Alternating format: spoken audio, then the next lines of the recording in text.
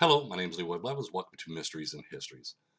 In this episode here, what I like to do is I want to talk about my research and, point out some facts and everything else like that. Because I just got done making a video on theories that people, that's all they have is theories to work with. There's no evidence to back it up. But I want to show people some of my research and show facts, okay, and show evidence and what I find. Now, for past 54 years, researchers have been trying to find that so-called evidence to show there was a conspiracy. But the only thing they brought up to us and brought to the table was just a theory. That's all they could bring up is just a theory and a story because they have no evidence to show. Now, over the years, there was rumors around saying films and images altered, so people's going to push that to the side. Then documents has been actually altered and stuff like that, which I have a video which I show documents can be altered and everything else as well. And I show that even some of the signatures, if you read my book, Evidence of a Conspiracy, you will see where I have a certain page, a chapter where I wrote down and show where the certain officer signed this document, but then he signed this document. You can see the signatures is always different. Okay. So people was just, signing his name or whatever to a certain document to prove their case. So them is falsifying documents and stuff like that. But anyway, excuse me. What I want to do here is I want to show some evidence that people's been trying to look for years. Okay, because if you can find more than the 3 shots taken that day, you have your evidence of a conspiracy, right? But you have to be able to show that evidence. Okay. So what I'm going to do is I'm going to point out some stuff here and everything else. Now, also in my research, I'm also going to be pointing out as well facts, realistic, and the truth. Now, someone claims, which I'll pull this up right here. Let's see, right here. This image right here. Someone claims there was a gunman behind a picket fence area. There is no evidence to show there was a gunman behind a picket fence area, just a story and just a theory. Now, when you watch my research, I don't place nobody behind a picket fence area. Okay. Now, again, let me point out this again. Behind a picket fence area, they said it was an assassin behind a picket fence area. Where's the evidence? There is none. There's no evidence to back it up whatsoever. Just a story and just a theory. Now, I claim the 2 gunmen was inside of shelter number 3, right behind Mr. Spruder. Now, let's look at my evidence. We have the Mormon photo that shows both gunmen with rifles in their hands. One right here and one right here. Watch my cursor. Got one right here, one right here. This is the Mormon photo. One piece of evidence. We can see them now. We can see both gunmen with rifles in their hands inside of shelter number 3, right behind Mr. Spruder and Mrs. Setzman. That's one. Now, we have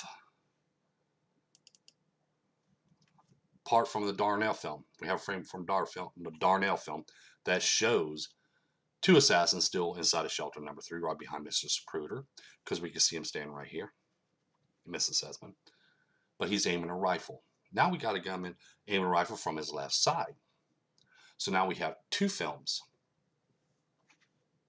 Well, 1 image and 1 film so far to show the gunman's location.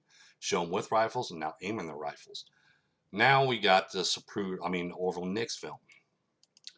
Orville Nix film right here shows a shot being fired, the fatal headshot being fired from the window of the shelter, showing us a shot being fired.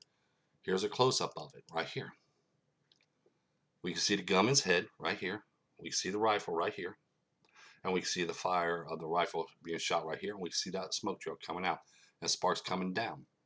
So now we have the Orville Nix film showing a shot coming from that window. And then we got another image from also the Orville Nix film that shows a side view right here of the gunman on the side of the shelter taking a shot to Governor Connolly. Now we see him firing his rifle. We see the top of his head. We see the hairline and everything else. And we see he's firing his rifle from his left side. The other gunman we can see is actually firing his rifle from his right side. So we got this gunman here firing from his right side and the second gunman firing from his left side. So now we have the Mormon photo shows both gunmen with rifles in their hands. We have the Darnell film that shows two gunmen in that location still, and it shows shelter number 3 aiming the rifles. And then we have the Orville Nix film that shows two shots being fired from shelter number 3. One gunman aiming with his left from his right side, and one gunman aiming from his right side. Plus, we have also the Bronson film, which I ain't got it on here. We have the Bronson film as well that also shows two shots coming from there. Now we also have eyewitness accounts at also places. They said the shots came from directly behind the stuff, which is the Newman family claimed the shots came from behind them. Let's pull this one up here. Newman said the shots came from behind him and they were standing right in front of shelter number 3. We have Mr. Spruder says the assassin was behind him. Okay, this was in his first testimonies and stuff. So as you see here, and we also have this Spruder film that shows the impact of where these shots made contact with, which was JFK, the fatal headshot JFK, and a shot to Governor Connolly's back as he was turning off to his left, as he claimed in his story. So now we only have the story now that's told by Governor Connolly and eyewitnesses, but now we have photographic evidence to show their story. Newman said the shots came from directly behind him. What's directly behind him? Shelter number 3. What's in shelter number 3? Two gunmen firing 2 shots. Mr. Spruder says the assassin was right behind him. Again, what's behind Mr. Spruder? Shelter number 3. What's inside shelter number 3? Two gunmen. They fired 2 shots. The fatal headshot came from the gunman looking through the window right here. If you watch my cursor, this is the gunman that took the fatal headshot to JFK. This is the gunman over here that took the shot to Governor Connolly as he was turning his left. So see, now we have the story that's told, which is no longer just a story now, it's facts. Now we have photographic evidence to back it up because we can see them. So now the Newman story is fact. Zapruder's story is fact as well. So you see what I'm saying? This is where evidence comes involved, because now we take a theory, we take a story, and we find the evidence to back it up. Now we have the facts, we have the truth now. So now it's no longer a theory, it's no longer a story, it's fact. Their stories are fact. These are things I'll bring up. Oops, sorry. Didn't mean to close it out all the way. Right, here we go. Sorry about that. Now, people's claimed, researchers claimed, well, hey, I need to look for evidence. I want to find evidence to show there was actually more assassins there. The evidence has always been there again. If you look over my research and stuff like that, and you see the evidence that I found in films and images, you will see the evidence has always been there, just like the 2 shots to the manhole cover. When we look at this, which I'm going to pull this up right here, we see all these images right here and a bullet line in the grass and around this manhole cover right here. Now we need to go into the Zapruder film. Zapruder film, frame 399, shows a bullet striking right here. That's in frame 399. Then, in frame 401, we see a bullet striking up here. And a bullet ricocheting in frame 402. And then we have the guys, Secret Service agents and them, finding a bullet lying in the grass right here. And you see them bending down, picking it up, and you see the bullet lying in the grass. And today, both of them bullet holes can still be seen today. Right there is your evidence of other shots. If they would have brought this out and showed this kind of stuff, then there's your evidence. The evidence just shows there was a conspiracy. But they don't even bother talking about this, which I never did understand why they don't want to bring this kind of information out or this evidence out when we could see this. We could see there's 2 bullet holes there. We can see in this Zapruder film there's being 2 strikes there. Now, I want to point out something now. Excuse me. We have the Zapruder film showing, I'm going to bring up this frame here too, and try to bring all this up here at one time. Bring this up, and bring this up. Now, we have, let's bring this over here because this I was striking first, and then we'll go with this one. Bring this up here, and bring this up here, and bring this up here. Now, the Zapruder film shows a bullet striking right here. Okay. The bullet hole is right here. Zapruder film also shows a bullet striking here, top corner, which is right here. Now we have eyewitness accounts saying bullets struck the concrete of the manhole cover. There's eyewitnesses out there. There's reports out there saying that there's bullet holes, bullets struck that manhole cover. They also said bullets was being, they dug a bullet out over here and they picked up a bullet over here, which that's a story. That's a theory. But now we can see in this Zapruder film, two bullets striking and hitting there and a bullet ricocheting upward. And we see that manhole cover there, which we can go there today and fill both bullet holes. Now that story is no longer a story. It's no longer theory. It's a fact. It's the truth. Because now we have the story and now we have the evidence that we can see, touch, and feel. That's what I've done. I took their stories, I looked at them. That's why I said I only use partial of the evidence from eyewitness accounts, because a lot of eyewitness accounts doesn't match up. But there is eyewitness accounts that does match up, like I point out the Newmans and Zapruder, and just like there's a few, I don't have their names in front of me right at this point, but there's a few people that testify that there was bullets striking that manhole cover. But we see in a Zapruder film bullet striking there, and we see the both bullet holes today, and we have other images to back up these two shots exist, and both of these shots came from the rooftop of the county records building. Okay, so now we have the story turned from a story and a theory into fact and reality. That's what I did when I did my research. I didn't just take out something there and just say here's an image or here's an image. I took the story that they told, I look for evidence to back it up. That's how I find this out. That's how I found all this information.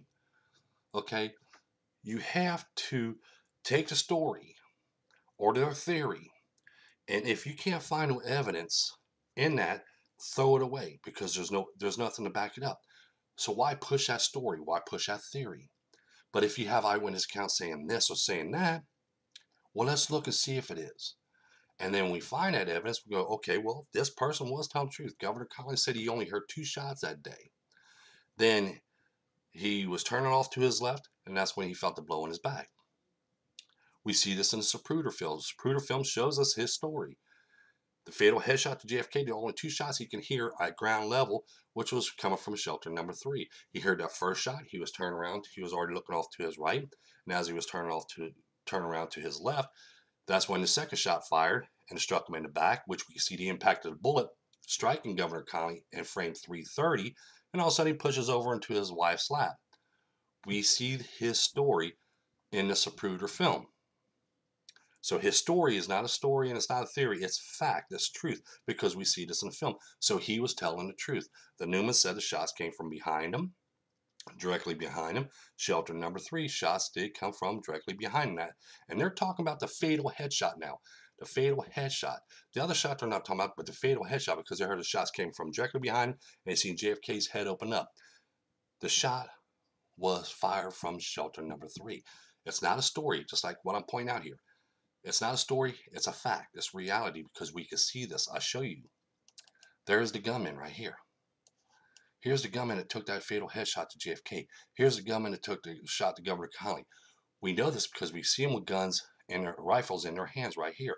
We see in the films and images him taking a shot right here. He was shooting from his left side. He was shooting from his right side. We can see this. Here's that gunman right there. Here's that shot being fired. We see in an Orville Nix film. And here's the other shot we see in Orville Nix film. Okay, so I'm going to bring this up. As you see here, here's both gunmen inside of shelter number 3. And here's the shots. Oops. Here's the shots that was fired. From the window, from this window here, we see the shot being fired here. This gunman here coming around on the right, coming out on the side of shelter, we see him right here firing his shot. So see, we have the evidence to show the fatal headshot came from shelter number 3. Even eyewitness accounts claim shots came from directly behind him. So their story is fact, it's truth. So the Newmans was telling the truth. Mr. Zapruder was telling the truth in the beginning. He was telling the truth. Okay, stories got changed because of other things that people pushes. This is why this case is never solved, because people's rather believe in that story, believe in that theory that's out there, instead of believing the facts. As you see here, we have a gunman right in this shelter right here, shelter number 3. We see the rifle sticking out right here. See the rifle there? That's the rifle being fired right there. We see this gunman's head right here. Let me zoom back a little bit. We see his gunman's head right here. The same head, same brow, hairline, same hairline. We see his ear right here, right here. We see his eyes, his nose. Right here, we can't see his eyes, but we see his brow right here. We see that rifle firing here. There's that rifle. There's his hands. The same location. Firing right here. Firing right there. You see what I'm saying? This gunman right here is coming around. He's taking his aim, taking a shot from right here. We can see this in film. We can see it. We can, then when we look at this, we're going to pull up. Let's see. Here's frame 330. Right here, this Zapruder film. Now, I'm going to show you this. Now we have the Zapruder film shows the impact into Governor Connolly's back. We have the Orville Nix film showing that shot right here, and we see that gunman coming around on the side of the shelter in Mary Mormon photo. And also the Bronson film shows us a shot being fired from here and from here at the same time. Okay, so see, we have photographic evidence, and we have his story, which lines up. All this stuff lines up. That's why I do when I do my research here. I look for evidence to back up that story. And as you see here, I have the evidence to present. There was 13 shots. I said there was a gunman, 2 gunmen inside of shelter number 3. I present the evidence. I show facts. I show photographic evidence that was there. I show eyewitness accounts that backs up that story and that claim. I put Oswald in the 6th floor Texas School Book Depository. I have all the evidence to show that. And I'll point that out. And I show 2 shots come from that direction. I show photographic evidence and stuff of a gunman on the 2nd floor of the County Records building. I show evidence and photographic evidence, eyewitness accounts and stuff as well, of a gunman on the rooftop of the County Records building as well. I have the locations of all 5 gunmen. 4 locations, 5 gunmen. And I show the facts. I show everything in photographic evidence and back it up by eyewitness accounts that was there that day. So all my story fits. Now, again, I point up like I pointed up in the other video. Here's the picket fence area. Where is the evidence? There is none. You see what I'm saying? We're looking at one image. Where's the evidence of a gunman behind that picket fence? There is none. It's just a theory. It's just a story. Okay? So I'm going to shrink that here. Put that over here. I said there was 2 gunmen inside of shelter number 3. Okay? And I show you the shot that they took. Okay? Now, as you see here, there's that picket fence right here. We can see the section of the picket fence. Okay, I'll show you 2 gunmen inside of shelter number 3, taking their shots and everything else, and where they made contact at with and everything else. Where's the evidence to show the gunman behind the picket fence? There is none, but there's evidence to show the 2 gunmen inside of shelter number 3 and them taking a fatal headshot JFK and a shot to Governor Connolly, and then eyewitness accounts to back it up. So there's evidence to back all that up, but where's the evidence of a gunman behind a picket fence? There is none. It's just a theory. It's just a story. Do you see what I'm saying? That's what I'm talking about. People want to sit there and say all kinds of stuff about my research or one thing or another, but I present evidence because we are tired of hearing that story. We're tired of hearing about that theory. We want facts. We want the truth. That's what people want. We don't want a story. If we want a story, we can go get us some popcorn and go watch a movie. Go watch, one of DC comic movies or something like that, or turn on a TV and see a story. That's all we're going to see on there. But we want facts. We want reality, especially when it comes to research or when it comes to a murder case. You want facts. You don't want a story. Okay, you don't want to hearsay, he say, or she say stuff. We don't want to hear none of that. We want to see. Prove it. That's what I tell people time and time again. Prove it. But anyway, I just want to make this video here, show people my research compared to a theory. A theory is just, there's no evidence to back it up, but I present my evidence. Like I said, you want to go ahead and people want to look at this, you want evidence to show there was other shots there, you want to show the conspiracy there, go to Dallas, Texas. You'll see a bullet hole here and a bullet hole here in this manhole cover, concrete of the manhole cover. You'll see them because we've seen this Zapruder film, both of them. So you want your evidence that there was a conspiracy and there was more than one assassin there. It's there. It's been there for 54 years, and it's still going to be there for probably another 54 years. That's if they don't cut it up and just take it out of there. But it's still there today. Whether you want to look at it or not, there's your evidence. It's always been in front of the public's eye. Don't forget that like button. Don't forget to subscribe. Don't forget to tell your friends about us. Share this video on your social medias and on other places. And make sure everybody knows this information.